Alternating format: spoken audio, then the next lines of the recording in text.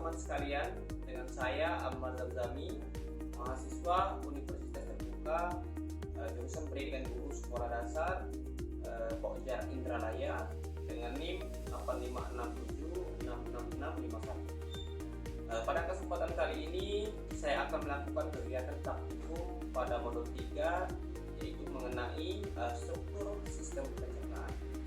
Nah, tujuan dari kegiatan praktikum ini yaitu dapat mengurutkan bagian dari sistem pencernaan, khususnya pada sistem pencernaan pada manusia. Nah, alat dan bahan yang saya gunakan pada kegiatan praktikum ini yaitu yang pertama adalah gambar sistem pencernaan, yang kedua, yang terakhir yaitu adalah alat-alat tulis. Sebelum kita mengidentifikasi mengenai struktur sistem pencernaan pada manusia sesuai pada gambar yang telah saya sediakan, saya akan menjelaskan sedikit apa itu sistem pencernaan. Nah, sistem pencernaan merupakan sekumpulan jaringan organ yang berfungsi mencerna dan mengolah makanan untuk memenuhi kebutuhan nutrisi tubuh. Nah, sistem pencernaan ini berupa saluran yang memanjang dimulai dari mulut hingga sampai ke bagian anus. Nah, dalam menjalankan fungsinya, sistem pencernaan akan dikendalikan oleh sistem saraf, aliran darah, serta berbagai macam hormon di dalam tubuh. Bagian tubuh ini juga dibantu oleh enzim untuk mengoptimalkan proses penguraian makanan menjadi molekul yang lebih kecil.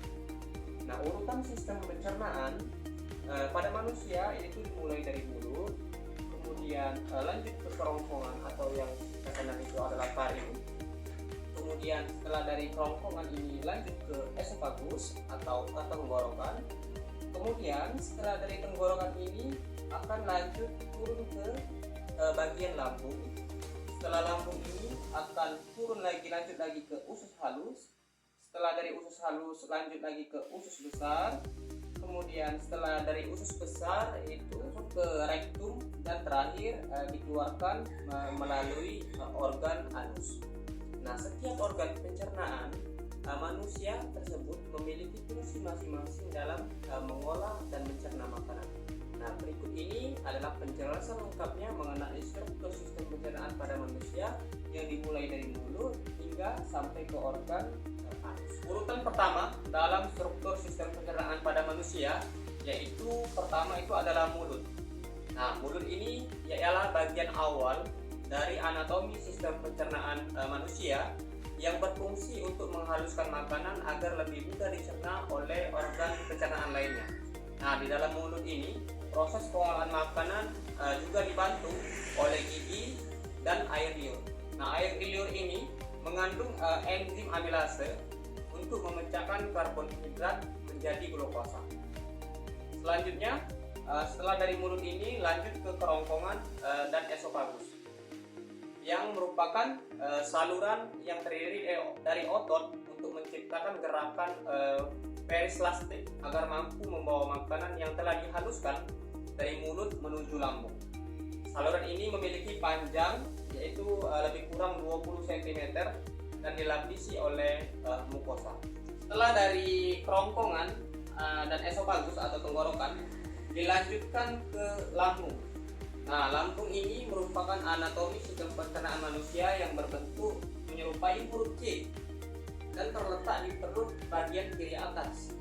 Nah, fungsi lambung dalam sistem pencernaan ialah untuk mengolah makanan menjadi bagian-bagian yang lebih kecil dan berbentuk setengah padat atau klinus. Nah, setelah dari lambung ini maka dilanjutkan lagi ke usus halus.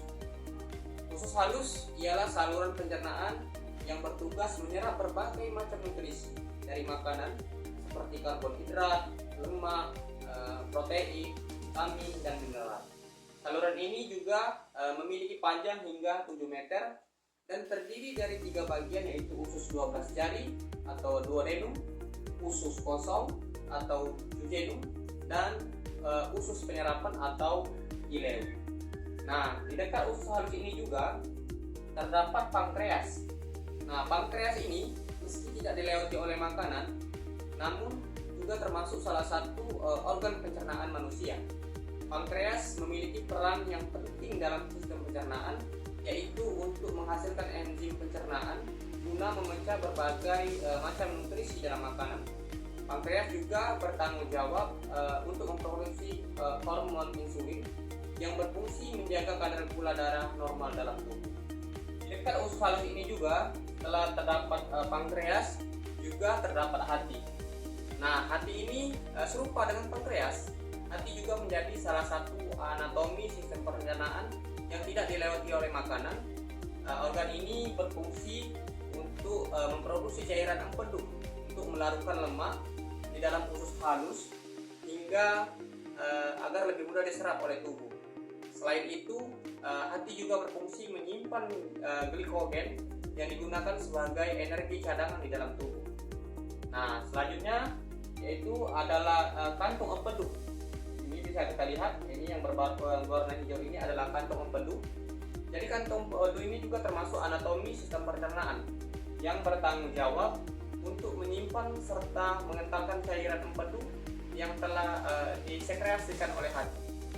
Cairan empedu ini sangat penting dalam proses pencernaan karena berperan dalam pemecahan lemak dan penyerapan nutrisi yang larut dalam lemak di dalam usus halus. Selanjutnya, setelah kita menjelaskan tentang pankreas, hati dan kantung empedu, kita lanjut ke usus besar. Dari usus halus tadi, makanan tadi langsung ke usus besar. Nah, usus besar ini ialah saluran yang memiliki panjang sekitar 1,5 meter dan terdiri dari 3 bagian, yaitu sekum, kolon, dan rektum. Organ penyerahan manusia ini bekerja dengan menyerap vitamin, air, serta elektrolit dari sisa makanan sebelum membentuk feses. Anatomi sistem pencernaan manusia yang terakhir ialah rektum dan anus. Rektum merupakan bagian terakhir dari usus besar yang berfungsi menyimpan feses sebelum dikeluarkan dari dalam tubuh.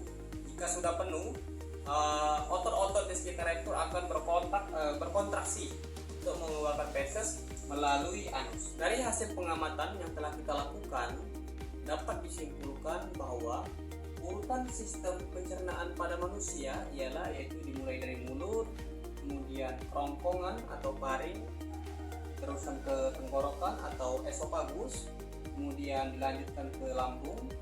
Setelah dari lambung dilanjutkan ke usus, setelah dari usus dilanjutkan ke usus besar, dan terakhir dilanjutkan ke rektum dan anus. Mungkin itu saja penjelasan singkat saya mengenai struktur sistem pencernaan pada manusia. Bila saya ada salah, saya memohon maaf kepada Allah Subhanahu wa taala, saya memohon ampun. Saya akhiri, wabillahi taufiq wal hidayah. Wassalamualaikum warahmatullahi taala wabarakatuh.